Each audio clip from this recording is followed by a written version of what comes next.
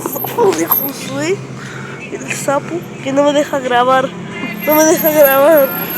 No me deja grabar. No me deja grabar. ¿Qué son sus popis? Yo dije, déjame grabar ya, Josué. Yo necesito un video sin hablar. Ahora me lo dañaste. Ya, esta vez me callo. Bueno, yo estoy a punto de llegar. Pero aquí está el sapo de Josué. Aquí está el sapo que me quiere detener el video. Ya llegamos. Ya estamos a punto de llegar. Bueno, ya vamos a llegar. ¡Ahí está! ¡Su cara! ¡Su cara! Ya, por favor, Josué. Necesito tener un día tranquilo.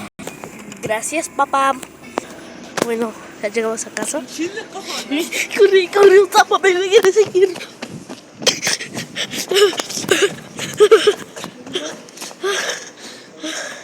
Llegué aquí, me tengo que esconder.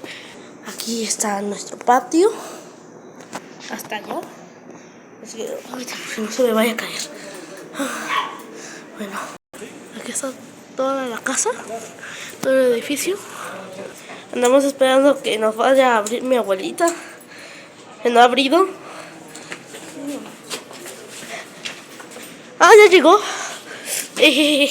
Bueno, aquí se fundió el poco. Porque ya aquí está mi perrita. Bueno, llegamos a casa. Bye.